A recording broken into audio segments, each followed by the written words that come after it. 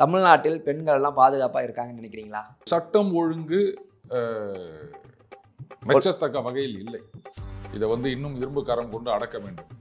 ஏன்னா காவல்துறையினருக்கே பாதுகாப்பு தேவைன்ற மாதிரி போச்சு. வாக்கி டாக்கியை பிடிக்கிட்டு ஓடுறாங்க, போலீஸ்காரங்களுக்கே தொல்லை கொடுக்குறாங்க, இந்த மாதிரிலாம் நடக்குது. கோர்ட்லேயே சொல்றாங்க தப்பு பண்றவங்களுக்கு இல்லை, மக்களுக்கு தான் பயமா இருக்கு. அப்படி இதை இன்னும் இரும்பு கரம், அதான் இரும்பு கரம் கொஞ்சம் நிறைய மோல்டிங் நிறைய பண்ணணும் இரும்பு கரத்துல. இரும்பு கரம் வீக்கா இருக்கும் போல. இந்த டிஎம்டி பார்லாம் சொல்றாங்க. ஆமா, அந்த மாதிரி துருப்பிடிக்காத இரும்பு கரம் கொண்டு அடக்க வேண்டும். நம்ம டிஜிபி அவர்கள் கூட சொல்லியிருக்காரு, குற்றங்கள் போன வருடத்தை விட இந்த வருடம், அதாவது 23, 24 ஃபிகர் நினைக்கிறேன், அதுல குறைந்து இருக்கின்றது அப்படின்னு சொல்லியிருக்காரு. அவங்க எல்லாம் சொல்லும்போது நம்ம ஏத்துக்கணும். கேட்டகரியிலே சேர்த்துக்கிட்டு இருந்தா எப்படி சார்? அதுக்கு தீர்வு எப்ப? இந்த சொன்னீங்களே பயம், அது பயம் டெபாசிட் பண்ணிட்டாங்களா எங்கேயா? வரும் வரும் வரும் வராது.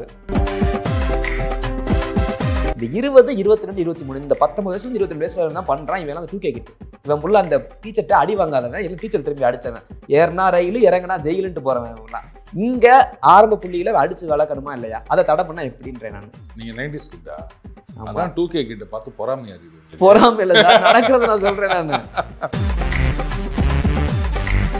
எல்லா குற்றத்தும் காரணம் இந்த மது போதைகள் தான் நிறைய காரணமா இருக்கு. ஒரு நீதிபதி ஒரு வழக்குல சொல்றாரு, இந்த மது குடிச்சிட்டு போறீங்க தப்பு செய்யறவங்க வெடிகுண்டுக்கு சமம் அப்படின்றாரு. இதை மூடிட்டாங்க அப்படின்னு சொன்னா எத்தனை பேர் இன்னைக்கு அப்படியே கைகாலெல்லாம் உதற ஆரம்பிச்சிடும் தெரியுமா? அப்புறம் எல்லாம் பக்கத்து ஸ்டேட்டுக்கு போயிடுவாங்க. அதெல்லாம் தடுக்கணும். அவனை நிறுத்த சொல்லு. அரசாங்கம்னா யாரு சார்? அரசாங்கம்னா இதுக்கு நீங்க திராவிட மாடல் என்னன்னு கேட்டு போயிருங்க. சரி, இது நான் சாய்ஸ்ல விட்டுறேன். வேற கேள்வி கேளுங்க. வேற கேள்வி வேறவா? இருங்க பதில் சொல்லிட்டேன். விடல.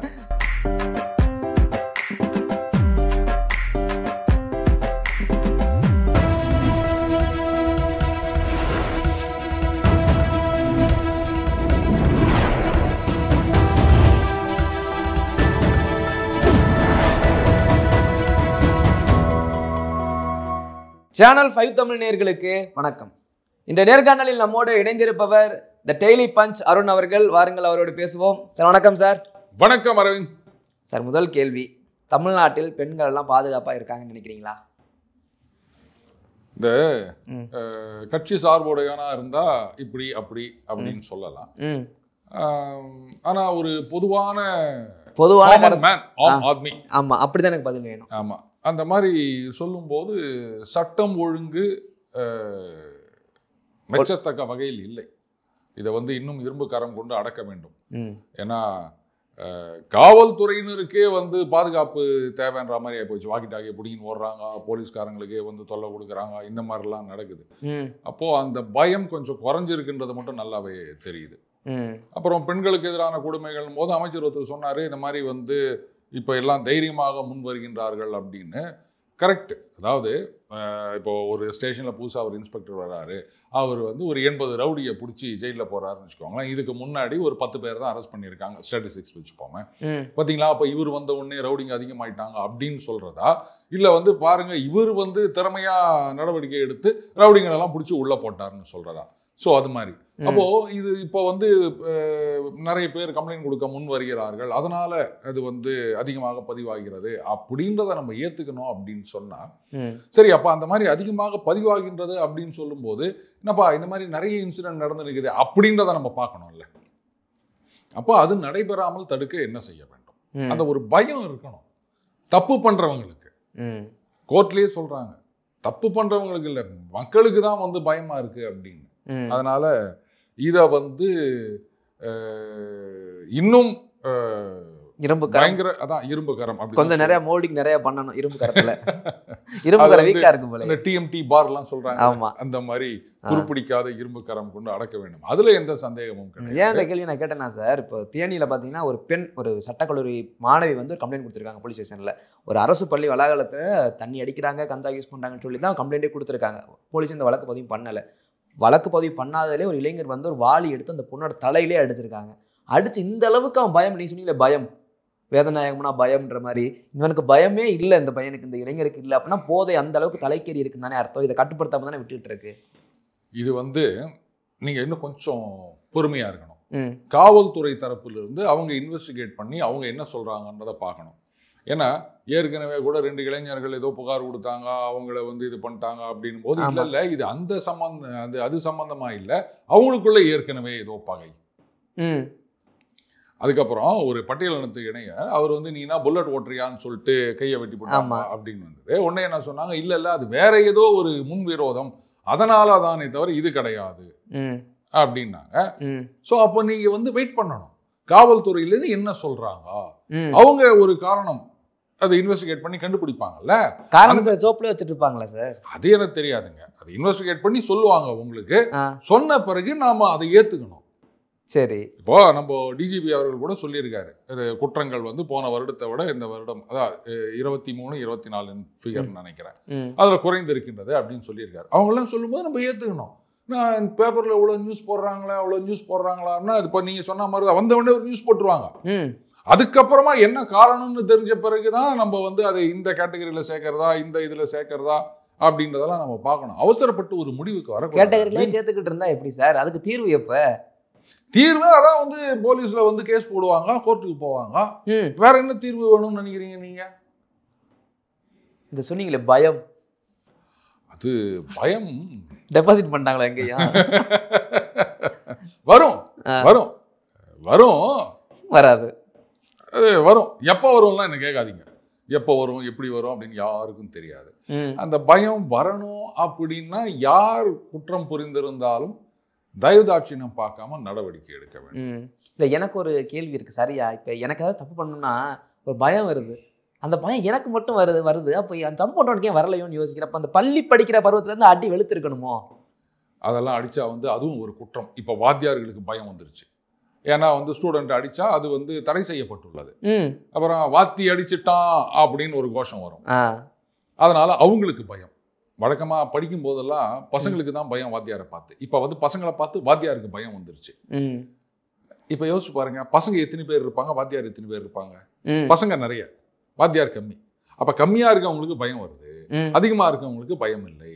இப்போ நீங்க சொன்னீங்க எனக்கெல்லாம் தப்பு பண்ணணும்னா பயம் வருது அப்படின்னு. அப்போ நீங்க நல்லவர் இல்லை, வாங்கின அடி எப்படி? சரி, ஓகே, இருந்தாலும் நல்லவர். தப்பு பண்ணக்கூடாதுன்னு நினைக்கிறீங்க, அதனால தப்பு பண்ணணும்னு இதை பண்ணிருக்கீங்களா? இல்ல, அடி அதான் சொல்லிட்டேன், வாங்கின அடிகள் பள்ளி பருவத்துல. ரைட். அப்போ உங்களுக்கு பயம் வருது. ஆனா நிறைய பேருக்கு பயம் வரல அப்படின்னும் போது, தம்பி வேற ஒண்ணும் இல்லை தம்பி, இதுக்கு நீங்க அரசாங்கத்தெல்லாம் குறை சொல்ல முடியாது. சமூகம் இன்னைக்கு கெட்டு போயிடுச்சுங்க. சமூகத்துல நிறைய பேர் வந்து இன்னைக்கு இந்த மாதிரி கெட்டவங்களாயிட்டாங்க, அதனால அவங்களுக்கு பயம் இல்லை. அப்போ அது சமூகத்தை தானே குறை சொல்ல முடியும். நீங்க போயிட்டு அரசாங்கத்தை குறை சொல்றீங்களே, நியாயமா தம்பி? கரெக்டு தானே சொன்னா, அங்கே கரெக்டாக தானே குறை சொல்லியிருக்கேன் நான். இப்போ நான் சொல்கிறேன், எனக்கு பயம் வருதுன்னா என்னைய போட்டு பள்ளியில் அடிச்சு அடி தான் எனக்கு பயம் எனக்கு தப்பு பண்ணாமல் வச்சிருக்கு. இப்போ நான் தப்பு பண்ண உள்ள பார்க்குறேன், எவனு 28, 30, 32 வயசு பையெல்லாம் இந்த மாதிரி கத்தி எடுத்து குத்துறா அந்த மாதிரிலாம் பண்ண மாட்டான். இந்த 20, 22, 23 இந்த 19 வயசுலேருந்து 22 வயசு தான் பண்ணுறான். இவன் அந்த 2K கிட்டு இவன் புள்ள அந்த டீச்சர்கிட்ட அடி வாங்காதவன், இல்லை டீச்சர் திரும்பி அடித்தவன், ஏறினா ரயில் இறங்கினா ஜெயிலுன்ட்டு போகிறவன் இவங்களாம். இங்கே ஆரம்ப புள்ளியில் அடிச்சு வளர்க்கணுமா இல்லையா? அதை தடை பண்ணால் எப்படின்றேன் நான். நீங்கள் 90s கிட்டா? அதான் 2K கிட்ட பார்த்து பொறாமையா இருக்குது. பொறாமை இல்லை சார், நடக்கிறத நான் சொல்கிறேன் நான். சரி, நாளைக்கே அவங்க பிள்ளைய கொண்டு போய் ஸ்கூல்ல சேருங்க, வாத்தியார் அரெஸ்டாருன்னா சும்மா இருப்பீங்களா?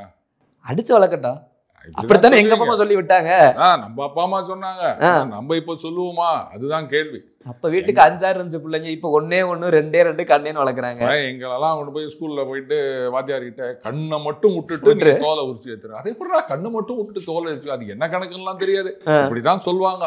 உங்க புள்ள மாதிரி பாத்துக்காங்க, ஏதாவது பண்ணானா சேட்டை பண்ணானா நீங்க உரிச்சு எடுத்துருங்க அப்படின்வாங்க. வாத்தியார்லாம் வந்து கிளாஸுக்குள்ள நோஞ்சாருன்னா டேபிள்ல அந்த குச்சி, அதை நாங்களாம் வந்து நொச்சி மரம் இருக்குல்ல, அதுல இருந்து பெரிய இதை உடச்சுன்னு வைப்போம். அது இல்லைன்னா வந்தவொடனே அவர் கடுப்பாயிடுவாரு. அது இருக்கணும். அப்படித்தான் நாமெல்லாம் வளர்ந்தோம், நீங்களும் அப்படித்தான் வளர்ந்துக்கிறீங்க போல இருக்கு. கிராமத்துல எல்லாம் அப்படித்தான். ஆனா இன்னைக்கு அதையெல்லாம் மாத்தி விட்டாங்க. ஸோ நீங்க என்ன பண்ணுங்க, ஒட்டுமொத்த சமுதாயம் வந்து நாளைக்கு ஒரு ரெப்ரசன்டேஷன் கொடுக்கணும். எங்க பசங்களை அடிச்சா தப்பு இல்லை, நீங்க சட்டத்தை மாத்துங்க அப்படின்னு. அப்படி பண்ணா மட்டும்தான் தம்பி இந்த பயம் வரும். அப்ப நீங்க என்ன பண்ணுங்க, அரசாங்கத்தை குறை சொல்றதை விட்டுட்டு ஜனங்களை குறை சொல்லுங்க. நீங்களும் ஒரு கையெழுத்து கேட்கல. நான் திரும்ப அதே பாயிண்ட் தான், அரசாங்கத்தை தான் குறை சொல்றேன். ஏன்னா எல்லா குற்றத்துக்கும் காரணம் இந்த மது போதைகள் தான் நிறைய காரணமா இருக்கு. ஒரு நீதிபதி ஒரு வழக்குல சொல்றாரு, இந்த மது குடிச்சிட்டு போறீங்க தப்பு செய்யறவங்க எல்லாம் வெடிகுண்டுக்கு சமம் அப்படின்றாரு. அந்த மதுவை விற்கிறவங்க தீவிரவாதின்னு சொல்லலாமா? அதாவது எனக்கு வந்து நம்ம அரசியல் ஞானி வைகோ அவர்கள் ஒரு தடவை சொன்னது ஞாபகம் வருது. அவர் கேட்குறாங்க, ஏதோ இது மாதிரி உங்க பையன் வந்து இந்த சிகரெட் கம்பெனி ஏஜென்சி வச்சுக்கிறாங்க அப்படின் போது அவர் என்ன சொன்னாரு, சிகரெட் பிடிக்கிறவன் யாரும் இது பண்றது கிடையாது, அது பண்றது கிடையாது, இந்த தப்பு பண்றது கிடையாது, ஆனா சாராயம் குடிக்கிறவன் தான் அதை பண்றான் அப்படின்னு சொன்னாரு. ஆனா இன்னைக்கு என்ன பம்மிட்டாரு அப்படின்னு எனக்கு தெரியல. அவர் வாயிலே ஒத்துக்கினாரு அவரு. ஆனா தம்பி யோசிச்சு பாருங்க, இதை மூடிட்டாங்க அப்படின்னு சொன்னா எத்தனை பேர் வந்து இன்னைக்கு அப்படியே கை காலெல்லாம் உதற ஆரம்பிச்சிடும் தெரியுமா? அப்புறம் எல்லாம் பக்கத்து ஸ்டேட்டுக்கு போயிடுவாங்க. அப்புறம் கள்ளச்சாராயம் ஓடும். இப்ப மட்டும் என்ன ஓடுதுன்னு கேக்குறீங்களா? வருஷத்துக்கு ஒரு தடவை ஏதோ ஒண்ணு குடிக்கிறாங்க. அதெல்லாம் தடுக்கணும். அவனை நிறுத்த சொல்லு. பாண்டிச்சேரியில மூட சொல்லுங்க, கேரளால மூட சொல்லுங்க, ஆந்திரா தெலுங்கானால மூட சொல்லுங்க. எங்களை மட்டும் மூட சொல்றீங்க. இதுக்குதான் நாங்க என்ன பண்ணோம், கபால்னு இந்த பக்கம் தள்ளிட்டோம். தேசிய மதுவிலக்கு கொள்கை அவங்க கொடுத்துறது பொறுப்பை. தேசிய கல்வி கொள்கைனா ஒத்துக்க மாட்டான். ஆனா தேசிய மதுவிலக்கு கொள்கைன்னு வந்தா நாங்க ஏத்துப்போம். ஏன்னா தேசிய மதுவிலக்கு கொள்கை கொண்டு வர முடியாது இல்ல. அதனால நாங்க பால் அந்த பக்கம் தள்ளி விட்டு பாத்தீங்களா அவங்க தான் ஆடணும் அப்படின்னு நம்ம உட்காந்துப்போம். இப்படி சார் இவ்வளவு டெக்னிக்கா கேம் ஆடுறாங்க 60 வருஷம் அரசியல. நாம விளக்கணிங்களா இருக்கோம்ல, அதனால தான். ஏங்க இதே தமிழகத்துல வந்து மதுவிலக்கு இருந்ததா இல்லையா? இப்ப குஜராத்ல மதுவிலக்கு அமலில் இருக்கு. பீகார்ல அங்க பாத்தீங்கன்னா யாரோ ஒருத்தர் வேற ஸ்டேட்டுக்கு போயிட்டு ஃபிளைட்ல வந்து இறங்குறாருங்க, பாட்னால இறங்கும் போது உள்ள பாட்டில் இருந்தது, அரெஸ்ட் பண்ணி போட்டாங்க. அவ்வளவு ஸ்ட்ரிக்டா வச்சிருக்காங்க. அங்க கள்ளச்சாராயம் இதே மாதிரிதான் ஒரு இன்சிடென்ட் நடந்து செத்து போயிட்டாங்க. அவங்களுக்கு நஷ்டஈடு கொடுக்கணும்னு உடனே அதான் சாராயமே குடிக்காதன்னு சொல்றேன். திருச்சி சாராயம் போய் குடிச்சிட்டு வந்து செத்து போனீங்கன்னா இதுக்கு கவர்மெண்ட்ல காசு கொடுக்கணுமா? ஒரு பைசா கொடுக்க முடியாது அப்படின்ட்டாரு அவரு. அங்கேயும் தான் சுத்தி இருக்கிற மாநிலங்கள்ல சரக்கு வைக்கிறாங்க. அங்க சக்சஸ்ஃபுல்லா மதுவிலக்கு கொண்டு வரலையா? மற்றதுக்கெல்லாம் நம்ம சொல்றோம் பாருங்க தமிழகம் முன்னோடியாக இருக்கின்றதுன்னு. அப்ப இதுலயும் வந்து நீங்க முன்னோடியா இருக்கலாமே. பாருங்க சுத்தி இருந்தாலும் நாங்க இங்க மதுவிலக்கை கட்டாயமாக அமல்படுத்துகிறோம், இங்க சரக்கே கிடையாது அப்படின்னு தைரியமா சொல்லணும். ஆனா நம்ம யாரெல்லாம் குறை சொல்றோமோ அவங்க சக்சஸ்ஃபுல்லா பண்ணிட்டு இருக்கிறாங்க. மது அப்படின்றது வந்து ஏற்றுக்கொள்ள முடியாத ஒரு விஷயம். ஏன்னு கேட்டீங்கன்னா நம்ம சொசைட்டி மறுபடியும் பாருங்க, அந்த அரசாங்கத்தை விட்டுருங்க, நீங்க சமூகத்தை சொல்லுங்க, அவங்க தான் பொறுப்பு. ஒரு சமுதாய அக்கறையோட நான் பேசுறேன். இப்போ ஏதாவது ஒன்று ரோட்ல ஏதோ பேசிட்டு இருக்கான்னு வச்சுங்களேன், ஏதோ குச்சிட்டு வளர்றேன் அப்படியா இப்படி நம்ம சொல்லிடுறோம். ஏதோ கொஞ்சம் நீங்க பைக்ல போறீங்க, எதற்கு அவன் தள்ளாடிக்கின்னு வரான்னு பார்த்த உடனே நிறுத்திட்டீங்க. அவன் ஆடிக்கினே வந்து உன் மேல வந்து வந்துட்டு என்ன ஒழுங்கா ஓட்ட மாட்டியா அப்படின்மா. நீங்க இறங்கி ஒரு இழுப்பு இழுக்கலாம்னு நினைச்சா கூட இருக்குன்னு சொல்ல விடுங்க சார், அவன் ஏதோ தண்ணி அடிச்சுட்டு பண்ணின்னு இருக்கிறான். இது ஒரு லைசன்ஸ் ஆகி போச்சுங்க. தண்ணி அடிச்சுட்டு யாராவது அம்மனமாக ரோட்ல ஓடுவாங்களா சொல்லுங்க? நல்ல கேள்வி. அது மட்டும் தெரியுது இல்ல. அதனால இப்போ சிந்து வைரவி அதுல ஜனகராஜா இல்ல டெல்லி கணேஷ் அவர் என்ன பண்ணுவாரு, ஒரு சீன்ல வந்து குடிச்சிட்டு அந்த சிவகுமார் கிட்ட வந்து ஏதோ நீ அப்படி பண்றிய எப்படி பண்றியா இது பண்ணுவாரு. அப்போ சுலக்ஷனா கேட்பாங்க, என்ன நீங்க குடிக்க மாட்டேன் அப்படின்னு சத்தியம் பண்ணி கொடுத்தீங்க. அம்மா நான் குடிக்கலமா, ஆனா குடிச்சிட்டு பேசினாதான் அப்படின்னு சொல்லுவாரு. ஸோ இந்த மாதிரி ஒரு லைசன்ஸை கொடுத்தது யாரு? இந்த சமூகம் தம்பி. நீங்க ஏன் அரசாங்கத்து மேல தேவையில்லாம? அரசாங்கம்னா யாரு சார்? அரசாங்கம்னா இதுக்கு நீங்க திராவிட மாடல் என்னன்னு கேட்டு போயிருங்க, அதுவே கொஞ்சம் சுலபமான கேள்வியா இருக்கும். சரி, இது வந்து நான் சாய்ஸ்ல விட்டுறேன், வேற கேள்வி கேளுங்க. வேற கேள்வி வேறவா? இருங்க பதில் சொல்லிட்டேன். விடல. அரசாங்கம்னா யாரு தெரியுமா? நாம தான். சரி, அப்ப அரசாங்கத்தை குறை சொல்லணும்னா யாரை குறை சொல்லணும்? நம்மளையே குறை சொல்லிக்கணும். அதைத்தான் நான் சொல்லி நிக்கிறேன். நாம தான் இதுக்கு பொறுப்பு, அரசாங்கம் இல்ல. நீங்க தானே கேட்டீங்க அரசாங்கம் யாருன்னு. நாம தானே அரசாங்கம். அரசாங்கம் நாம தான் பொறுப்பு. நம்மளே எடுத்துக்கலாம். பசங்க எல்லாம் விளையாட்ட ஒண்ணு சொல்லுவாங்க, ஆமா காட் இஸ் லவ் அப்படின்வாங்க, லவ் இஸ் பிளைண்ட் அப்படின்வாங்க. நடுவில் தூக்கி போட்டு காட் இஸ் பிளைண்ட் அப்படின்வானுங்க காலேஜ் படிக்கும் போது. பாத்திருக்கீங்களா? அந்த மாதிரி இப்ப அரசாங்கத்தை குறை சொல்லணும் அப்படின்னா அரசாங்கம்ன்றது மக்கள், அப்ப மக்களை குறை சொல்லுங்க. யாரும் உங்களுக்கு கேள்வியே கேட்க மாட்டாங்க. தைரியமா நீங்க பாட்டு சொல்லினே போலாம். சரி சார், எனக்கு அந்த பொண்ணை தலையில தூக்கி அடிச்சால, வாலியை தூக்கி அடிச்சால அந்த பையன், இருங்க அது காரணம் கண்டுபிடிப்பாங்க இன்வெஸ்டிகேஷன்ல. ஏன் அவசரப்படுறீங்க? இல்ல இந்த அளவுக்கு எப்படி சார், அது ஏன் இந்த அளவுக்கு எண்ணங்கள் வருதுன்னு நான் கேட்கிறேன். காரணம் என்ன? சினிமா அப்படி வச்சுக்கலாம். ஏன்னா இப்ப விஜய் வேற கட்சி ஆரம்பிச்சுக்கிறாருல, அதனால சினிமா தான் வந்து மக்களை கெடுக்கிறது அப்படின்னு சொல்லிட்டோம்னா இப்படி ஒரு பாயிண்ட் வந்த மாதிரி இருக்கும். எப்படி அங்க தள்ளி விட்டோமோ மது கொள்கையில தேசிய இங்க தள்ளி விட்டுறலாம். அவ்வளவுதான். ஒரு பக்கம் அங்க தள்ளிடணும், இன்னொரு பக்கம் இங்க தள்ளிடணும். சினிமா தம்பி, நீ சினிமால சரக்கு அடிக்கிற சீன் இல்லாத சினிமாவே ரேர். சும்மா ஒரு கார்டு மட்டும் போட்டுறாங்க, மது பழக்கம் பாருங்களேன், அது இல்லாத படம் எங்கேயாவது வருதா அவங்களுக்கு? எதுக்கு அந்த சீன் எல்லாம் கொண்டு வந்து வைக்கிறாங்க? ஹீரோ இல்லாம கூட படம் எடுத்துருவாங்க போல, ஹீரோயின் இல்லாம படம் எடுத்து இது எல்லாமே இருக்காது போல. இல்ல இல்லையா? அப்போ மறுபடியும் சினிமா தம்பி, சரி பொறுப்பு அங்க கொடுத்துருவோம், அப்படி தள்ளிடுவோம். பாருங்க, இது மாதிரிலாம் பேசும்போதுதான் வந்து புது பாயிண்ட் நமக்கே கிடைக்குது பாருங்க, அவங்களுக்கு கிடைக்காதா பாயிண்ட்? நம்ம வந்து பாயிண்ட் வரட்டும் உட்கார வேணாம், நாமளே அள்ளி கொடுப்போம், அள்ளி கொடுக்கலாம். இதுல இருந்து 2 பாயிண்ட் எடுத்துக்கலாம் அவங்க, தாராளமா தாராளமா எடுத்து. நாங்க இதுக்கெல்லாம் பேட்டர்ன் எல்லாம் கேட்க மாட்டோம், வியூகத்துக்கு காசெல்லாம் கேட்க மாட்டோம், இது விலையில்லா வியூகம். சார் இந்த கேள்வியில நம்ம இன்னொரு கேள்வி அப்படியே கனெக்டடா பிடிச்சிடலாம். சொன்னீங்கல்ல மதுவை மட்டும் தேசியமயமாக்குங்க, அதை மதுவை நிப்பாட்டணும் அப்படின்னு சொன்ன மாதிரி. மது விலக்கை தேசியமயம். சரி, மது விலக்கு சின்ன திருத்தம். மது விலக்க தேசியம் சொன்ன இவங்க இந்த தேசிய கல்விக் கொள்கைக்கு எதிர்ப்பு தெரிவிக்கிறாங்கல்ல, பாயிண்ட்க்கு நம்ம வரணும். அதுதான், அதாவது இது தேசிய அளவுல மது விலக்கு அப்படின்றது சாத்தியம் இல்லாத ஒன்று. சரி, அது வந்து ஸ்டேட் லெவல்ல தான் டிசைட் பண்ணணும். சோ இப்படி நம்ம தள்ளி விட்டோம்னா பொறுப்பா அந்த பக்கம் பண்ணிடலாம். கல்வி வரேன். இப்போ எதுக்காக இதை தள்ளி விட்டோம் அப்படின்னா, அந்த மதுவால வந்து கிட்டத்தட்ட ஒரு 48,000 50,000 கோடி வருமானம் வருகின்றது. அதனால அப்படி தள்ளி விட்டோம்னா இந்த விற்பனை தங்கு தடை இல்லாம நடக்கும். அவங்களும் வந்து தேசிய அளவுல கொண்டு வர போறது கிடையாது. அதனால மாமூல் வாழ்க்கை, அது மாமூல் வாழ்க்கைன்னா அப்படி சொல்லுவாங்கல்ல, அந்த மாதிரி வந்து தங்கு தடை இல்லாமல் நடக்கும். இப்ப ஏன் நம்ம வந்து இந்த தேசிய கல்விக் கொள்கை வேணாம்னு சொல்றோம்னா, இதுவும் அந்த மாமூல் வாழ்க்கைக்காகத்தான். இப்போ இந்த தனியார் கல்வி நிறுவனங்கள் நிறைய இருக்குதுங்க. சரி, அதுலயும் பாத்தீங்கன்னா இந்த சிபிஎஸ்இ அப்படின்றதும் இருக்குதுங்க. அதுல எல்லாம் பாத்தீங்கன்னா நிறைய ஃபீஸ், தனியார்னாலே ஃபீஸ் அதிகம் சொல்றாங்க. நான் கூட ஒருத்தருக்கு கேட்டேன், ஏதோ எல்கேஜிக்கு கேட்டப்ப, எப்பா அதுக்கு பேசாம நீ டைரக்டா இன்ஜினியரிங்லேயே சேர்த்துற உன் பையனை, அங்க ஃபீஸ் கம்மியாகுது அப்படின்னு. அந்த அளவுக்கு சார் நிறைய இருக்குது அப்படின்னு வச்சுக்கோங்களேன். அங்கெல்லாம் பாத்தீங்கன்னா ஆங்கில வழி கல்வி. இப்போ இந்த புதிய கல்விக் கொள்கையில் என்ன சொல்றாங்க, 5வது அட்லீஸ்ட் 8வது வரைக்கும் இல்ல 5வது வரைக்குமாவது தாய்மொழியிலேயே கற்றுக் கொடுங்க, இங்கிலீஷ் மீடியம் வேணாம் அப்படின்னு சொல்றாங்க. அரசு பள்ளிகளில் வந்து இங்கிலீஷ் மீடியம்ன்றது ரொம்ப ரொம்ப கம்மிங்க, ரொம்ப அரிதாக மட்டும்தான் அந்த ஆங்கில வழி கல்வி இருக்கின்றது. ஆனா தனியார் பள்ளிகள் எல்லாமே ஆங்கில வழி கல்வி. நான் வந்து இந்த எய்டட் ஸ்கூல் சொல்லலை, முழுக்க முழுக்க தனியார் பள்ளிகள்.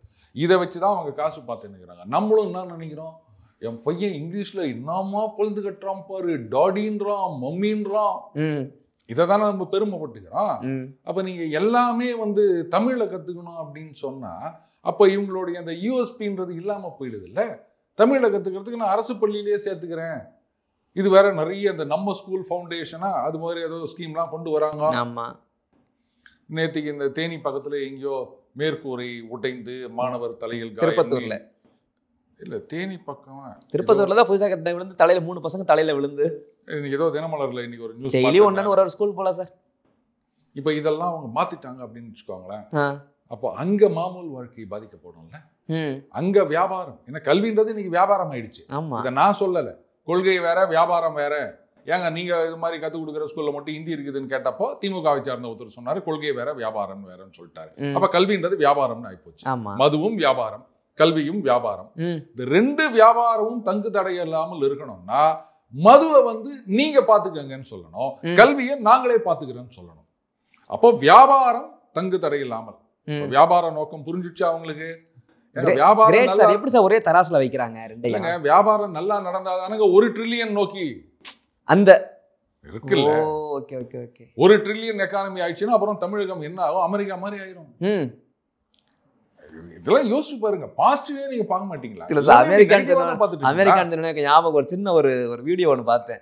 எப்படி நம்ம டாலர், $1 நம்ம காசுக்கு 80 ரூபாய் அந்த மாதிரி வருது இல்ல, நம்மளோட ஒரு 1000 ரூபாய்னா அமெரிக்க டாலர் வந்து 1 லட்சமா. அப்ப யோசிச்சு பாருங்க, பிச்சைக்காரங்களாம் வெளிநாட்டு வந்து இங்க வந்து பிச்சை எடுப்பாங்களா மம்மி டாடி அப்படின்ற மாதிரி. நம்ம வந்து $1 கொடுத்தா அது வந்து அமெரிக்க டாலர்ல பாத்தீங்கன்னா $10ன்ற மாதிரியா. அந்த மாதிரி நீங்க சொல்றது 1 ட்ரில்லியன் போனா அந்த மாதிரி கனவை எட்டிடலாமா? அந்த மாதிரி ஆகுமோ என்னவோ எனக்கு தெரியாது. அமெரிக்கா மாதிரி நல்ல அட்வான்ஸ்டு பார்லாம் நிறைய வரும்னு நினைக்கிறேன். எங்க எல்லா விதத்திலையும் நம்ம அது மாதிரி பண்ணணும். அட்லீஸ்ட் இப்போ பாருங்களேன், பசங்களை பொறுத்த வரைக்கும் இப்போ ஏழை வீட்டு பசங்க கூட பார்த்தீங்கன்னா நாங்களாம் அப்படி தாங்க இருந்தோம். அதனால நமக்கு வந்து பணம் வசதி அப்படிலாம் கிடையாது. எல்லா விதத்துலையும் நம்ம பணக்கார பசங்களோட போட்டி போட முடியாது. ஸோ என்ன பண்ணுவோம், எப்படியாவது காசு சேர்த்து வச்சு அவன் போடுற மாதிரி ஒரு சொக்கா, ஒரு சொக்கா வாங்கினியானா வாரத்துக்கு 1 நாள் அப்படி தானே போட முடியும், இல்லை அட்லீஸ்ட் 2 நாளைக்கு ஒருக்கா தானே போட முடியும். சொக்கா மட்டும் தானே. அப்போ பேண்ட் இருக்குது, அவன் போடுற ஷூ இருக்குது, வாட்ச் இருக்குது, சென்ட் இருக்குது அப்படின்னா ஏதோ ஒரு விதத்துலையாவது அவங்கள மாதிரி நம்ம சொக்கா போட மாட்டோமா அப்படின்னு எல்லாருக்கும் ஒரு ஆசை இருக்குங்க. எனக்கு அப்படிதான் இருந்தது. அந்த மாதிரி எல்லா விதத்திலையும் அமெரிக்கா மாதிரி இல்லாட்டாலும் ஏதோ 1-2 விதத்துல நம்ம ஆயிட்டு போறோமே. ஏன் படிப்படியா முதல்ல 1, 2, 3, 4 அப்படி போலாம். 1 ட்ரில்லியன் வந்துச்சுன்னா தமிழகம் எப்படி இருக்க போது பாருங்க. அமெரிக்கால இருந்தெல்லாம் இங்க வருவாங்க. ஏற்கனவே நம்ம ரோட்ல கார் ரேஸ் விட்டோம். நான் சொன்னது நடந்துரும். இதை பார்த்தே அவங்க மெர்சல் ஆயிட்டாங்க. ரோட்லயே இவங்க கார் ரேஸ் விடுறாங்களா, சூப்பரா இருக்குதே அப்படின்னு. போட் ரேஸ் ஒன்று தான் பாக்கின்னு நினைக்கிறேன். அது சீக்கிரமே விட்டுருவோம். இது கடல்ல நீங்க ரோட்லயான்னு நினைச்சிக்காதீங்க. அது என்ன 1 நாள் 2 நாள் அதெல்லாம் பிளான் பண்ண முடியாது. ஏன்னா அந்த மழை வந்து இது பாருங்க, இந்த தடவை விழுப்புரம் அந்த பக்கம் போயிட்டு காட்டுன்னு காய்ச்சிச்சு. நம்ம ஊர்ல ஒண்ணும் இல்லை, வெயில் வந்து கொளுத்துது. தண்ணி கஷ்டம் வராம இருக்கணுமே அப்படின்னு பார்த்துன்னு இருக்கிறோம். அதனால நம்ம போட் ரேஸ் வேற விடுவோம். கோவத்துல விடலாமா, சரி எங்கேயோ ஒரு இடத்துல மாஸ்க் போட்டீங்கன்னா சரி ஆயிடும்னு நினைக்கிறேன். இதெல்லாம் பார்க்கும்போது அமெரிக்காவில் இருக்கவங்கள அசந்து போற மாதிரி நம்ம வர போறோம். அதுக்கு தான் 1 ட்ரில்லியன் எக்கானமி. ஏங்க வைத்தறிச்சல்? Correct sir. எனக்கு இதுல பேசும்போது நம்ம மும்மொழி கொள்கை பேசும்போது ஒரு டக்குனு ஞாபகம், நேற்று நடந்த சம்பவம் தான். யாமறிந்த மொழிகளிலேயே தமிழ் மொழி போல் இனி இதாவது எங்கும் காணோம். பாரதியாரா பாரதிதாசனா? ஏங்க திடீர்னு உங்களுக்கு சொல்லுங்க. அதாவது எப்படி பாரதியார் இதை சொன்னார்னா, அவர் பல மொழிகள் கற்று இருந்தார். அதனால வந்து இத்தனை மொழியை பார்த்துட்டு இதுல இது நல்லா இருக்குது அப்படின்னு சொன்னது யாரு சார்? பாரதியார். உங்களுக்கு எந்த கன்ஃபியூஷன் இல்லைல்ல? எனக்கு எந்த கன்ஃபியூஷன் இல்லை. ஒரு மாவட்டம், எந்த மாவட்டம்னு பார்த்தீங்கன்னா திருவள்ளூர் மாவட்டம். அங்கே இருக்கக்கூடிய அந்த நிர்வாகமும் அங்கே இருக்கக்கூடிய பொது நூலகத்துறையும் சேர்ந்து நேற்று நடத்தினாங்க ஒரு ஷோ ஒன்று, ஃபங்க்ஷன் நடத்தினாங்க. அதில் எழுதியிருக்காங்க, எழுதிட்டு பாரதிதாசன் பேரை போட்டிருக்காங்க சார். அது நீங்க தப்பா புரிஞ்சிருக்கீங்க. அது ஒருவேளை அந்த பெயிண்ட் பண்ணவரு பாரதின்னு போட்டுட்டு அவருக்கு இவரும் தாசன் நானும் தாசன் அப்படின்றதுனால அப்படி போட்டிருப்பாங்க சார். நிர்வாகமே ஒத்துக்கிட்டா நீங்க ஒத்துக்க மாட்டீங்க போலயே. நீங்க வித்தியாசமா யோசிக்கணுங்க. ஏன் நீங்க வந்து குறை சொல்லணும்னு நினைக்கிறீங்க சார்? அந்த பாரதிக்கு நானும் ஒரு தாசன் அப்படின்றத அவர் சுட்டி ஒரு படத்துல வடிவேல் சொல்ற மாதிரி பாரதியாரா பாரதிதாசன் அந்த மாதிரி போட்டு வச்சிருக்காங்க சார். இத நான் நினைக்கிறேன் இனிமே இந்த பிரச்சனை வராம இருக்கணும் அப்படின்னா வெறும் பாரதி அப்படின்னு போட்டு பாரதின்னு போட்டுடலாம். போட்டா சார் இடம் இல்லை சார் மீதி போடுறதுக்கு அப்படின்னு சொல்லிக்கலாம். அப்ப யாருமே கேள்வி கேட்க மாட்டாங்க பாருங்க. இல்லைன்னா பா அப்படின்னு போட்டு நிறுத்திட்டோம்னா ரெண்டுத்துக்குமே காமன் ஆயிடும். ஏங்க இதெல்லாம் போட்டு நீங்க இது மாதிரி போட்டு சார், நீங்க 3வது மொழி வர வேண்டாம், தமிழ் அழிச்சிட்டு சும்மாவே தமிழ் அழிச்சுக்கிட்டு இருக்கீங்களே, இந்த மாதிரி தான் பார்க்கும்போது கோவம் வருதா இல்லையா? இங்க எங்க தமிழ் அழிக்கிறாங்க? இங்க எழுதின ஒரு பேரே தப்பா போட்டா, அதாவது ஒரு ஸ்டூடெண்ட் தப்பா எழுதலாம், ஒரு பொது நூலகத்துறை அவங்க நடத்துற ஃபங்க்ஷன் ஒரு நிர்வாகம் எல்லாம் படிச்சுட்டு தான் வேலைக்கு போயிருப்பாங்க. இவங்களே சேர்த்து பண்ணி வச்சாங்கன்னா இது பெயிண்டர் மேல குறை சொல்லக்கூடாது சார். அவர் பாவம் எழுதி கொடுக்குறதே அவர் எழுதுவாரு. இதை அவர் மேல கூட திணிக்க கூடாது இல்ல. அதாவது படிச்சவன் பாட்டை கெடுத்தான், எழுதினவன் ஏட்ட கெடுத்தான் அப்படின்னாங்க. அந்த மாதிரி நேத்துல இருந்து பிரச்சனை போயிட்டு இருக்கு சார். இது இல்ல நான் நினைக்கிறேன், இல்ல நீங்க வந்து இதுக்கும் வந்து ஒரு விசாரணை நடத்தணுங்க. நீங்க போயிட்டு அந்த பெயிண்டர் கிட்ட விசாரணை பண்ணணும். ஒருவேளை அவர் என்ன பண்ணிருக்கலாம், என்னங்க இது ஒரு லைன் இது ஒரு லைன் வருது, அப்ப கீழே வந்து தமாத்தூண்டு 3 எழுத்து போட்டா நல்லா இல்லையே, இங்க கொஞ்சம் கேப் இருக்குது அப்படின்றத ஃபில்அப் பண்றதுக்காக கூட தாசன்னு போட்டிருக்கலாம். ஏன் நீங்க இதெல்லாம் நீங்க யோசிக்க கூடாது? உண்மை என்ன அப்படின்னு ஆராய்ச்சி பார்த்தாதான் தெரியும். இதே தமிழர்கள் என்ன சொல்லிக்கிறாங்க, கண்ணால் காண்பதும் பொய், காதால் கேட்பதும் பொய், தீவிர விசாரிப்பதே மெய். அப்ப போய் விசாரணை பண்ணுங்க தம்பி.